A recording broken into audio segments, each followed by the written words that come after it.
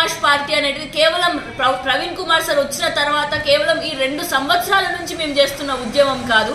మరి దాదాపు 30 సంవత్సరాల నుంచి తెలంగాణ రాష్ట్రంలో బహుజన్ సమాజ్ పార్టీ కార్యకర్తలు మరి బహుజన రాజ్యం కోసం పోరాటం చేస్తున్నారు.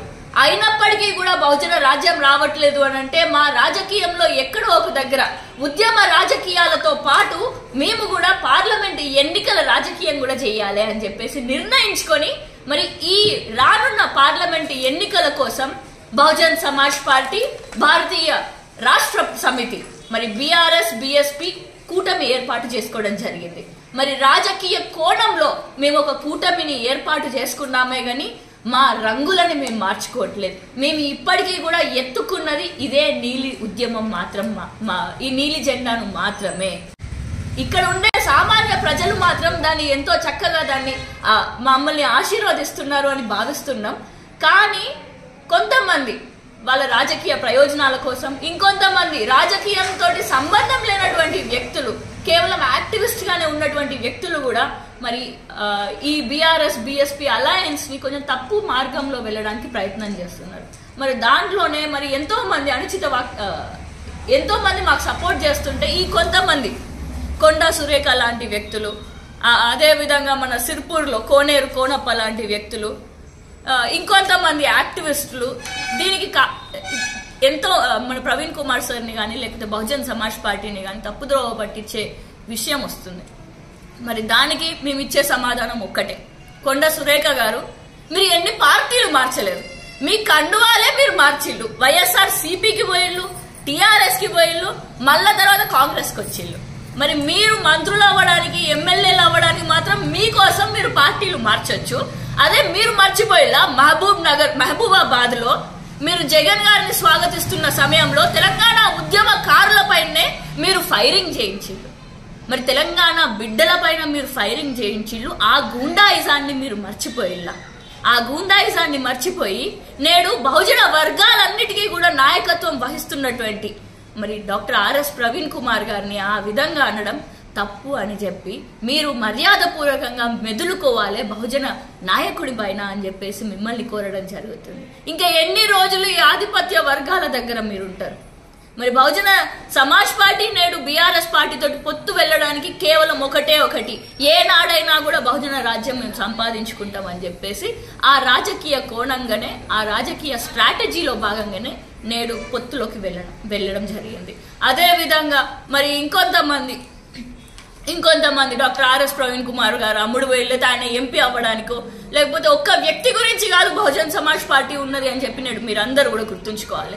అదే వ్యక్తి నేడు డాక్టర్ ఆర్ఎస్ ప్రవీణ్ కుమార్ గారినే ఇదే కాంగ్రెస్ పార్టీ మీకు టీఎస్పీఎస్సీ చైర్మన్ గా ఇస్తాము అని చెప్పేసి వాళ్ళే అనడం జరిగింది. అయినా కూడా బహుజన రాజ్యం కోసం ఆయన కాంగ్రెస్ పార్టీకి కానీ లేదా టీఎస్పీఎస్సీ చైర్మన్ కమిటీ ఉంటే మరి బహుజన రాజ్యం కోసం బహుజనుల కోసం పోరాటం చేయలేమని చెప్పేసి నేడు ఎన్ని ఉన్నత మంత్రి పదవి వచ్చినా కూడా నాకు అవసరం లేదు అని చెప్పేసి మరి వారిని అలాంటి పదవులని సైతం త్యాగం చేసి వదులుకొని మన రాజ్యం కోసం వస్తున్నారు.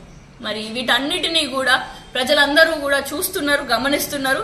మరి మీలాంటి చెంచాగిరి చేసేవారి మీ ఆలోచనలు కాదు మాకు కావాల్సింది, మాకు ప్రజల అంగీకారం కావాలి. మరి రానున్న పార్లమెంట్ ఎన్నికల్లో కూడా మా ప్రజలు, మా బహుజన వర్గాలన్నీ కూడా ఆశీర్వదిస్తాయి అని చెప్పేసి మేమందరం కూడా కోరుకుంటున్నాము. అదే విధంగా మరి రేవంత్ రెడ్డి గారు కూడా ఒక్కసారి గుర్తు తెచ్చుకోండి, ఇదే రేవంత్ రెడ్డి గారు టీడీపీలో ఉన్నప్పుడు కాంగ్రెస్ లో సోనియమ్మ గారినే బలిదేవతగా చూపించింది. మరి ఆ బలిదేవత అని చెప్పేసి చెప్పిన రేవంత్ రెడ్డి గారిని నేడు మన తెలంగాణ రాష్ట్రానికి కాంగ్రెస్ నుంచి ముఖ్యమంత్రిగా చేసిండు.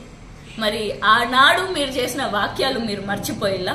మరి నేడు మా బహుజన్ సమాజ్ పార్టీ వ్యక్తులను ఎప్పుడు దూషించాం. మేము ఎప్పుడైనా కూడా బహుజన రాజ్యం కోసం మరి బహుజనుల పైన అన్యాయం జరిగితే ఇప్పటికీ కూడా ఎవరు అన్యాయం చేసినా మేము వాడిపైన మాట్లాడుతూనే ఉంటాము అని చెప్పి తెలియజేస్తున్నాను. అదే విధంగా మన జాతీయ రాజకీయాల్లోకి వస్తే మరి కూటమి అనేది ఒక చిన్న చూపుగా మీరు చూస్తున్నారు కదా కాంగ్రెస్ ప్రభుత్వం. మాకే కదా, మరి మీకేం బలం ఉన్నది అని చెప్పి మీరు ఇండియా అలయన్స్ లోకి పోయిళ్ళు. మరి ఇండియా అలయన్స్ అనే కూటమిని ఎందుకు పెట్టుకున్నారు? మరి ఆ ఇండియా కూటమి అనేది కాంగ్రెస్ పార్టీ మీరు పెట్టుకున్నారు. మరి ఇప్పుడు మేము బిఎస్పి బీఆర్ఎస్ కలిసి ఒక కూటమి పెట్టుకుంటే ఇది తప్ప? మరి మీ ఇండియా కూటమి నుంచే మన బీహార్ నిషిత్ కుమార్ గారు బీహార్ ముఖ్యమంత్రి గారు ఆయన మళ్ళీ ఇండియా కూటమిని వదిలేసుకొని ఎన్డీఏ కూటమికి పోయిళ్ళు. అదేవిధంగా మన కేరళలో సిపిఐ కాంగ్రెస్ పార్టీ అక్కడే వ్యతిరేకంగా ఆపోజిషన్ గా ఉండే క్రమంలో మరి ఇండియా కూటమికి పోయినప్పుడు మరి కాంగ్రెస్ సిపిఐ అక్కడ కేరళలో ఏ విధంగా ఆపోజిషన్ లో ఉంటున్నారు. మరి ఈ విధంగా గమనిస్తే మరి మీ కూటమికి తప్పు లేనప్పుడు మా కూటమికి తప్పు ఎందుకు వస్తుంది? మరి ముందు మమ్మల్ని మా దగ్గర మీరు ఏళ్ళు చూపిస్తున్నారంటే మిగిలిన 4 ఏళ్ళు అది మీ దిక్కు కూడా చూపించుతున్నాయని చెప్పేసి తెలంగాణ కాంగ్రెస్ ప్రభుత్వాన్ని తెలంగాణ కాంగ్రెస్ నాయకులందరూ కూడా గుర్తించుకోవాలని చెప్పి తెలియజేసుకుంటూ మరి రానున్న రోజుల్లో తప్పకుండా మరి తెలంగాణ రాష్ట్రంలో జరిగేటటువంటి పార్లమెంటు ఎన్నికల్లో ఈ బీఆర్ఎస్ బీఎస్పీ కూటమిలో బరాబర్ బహుజన తెలంగాణని చూస్తారు అని చెప్పేసి కూడా మీ అందరికీ తెలియజేసుకుంటూ ఒక గొంతుగా మన బహుజన నాయకులకి ఒక గొంతుగా ఉండాలి అని అంటే తప్పకుండా బీఎస్పీ బీఆర్ఎస్ కూటమిని ప్రతి ఒక్కరు స్వాగతించాలి.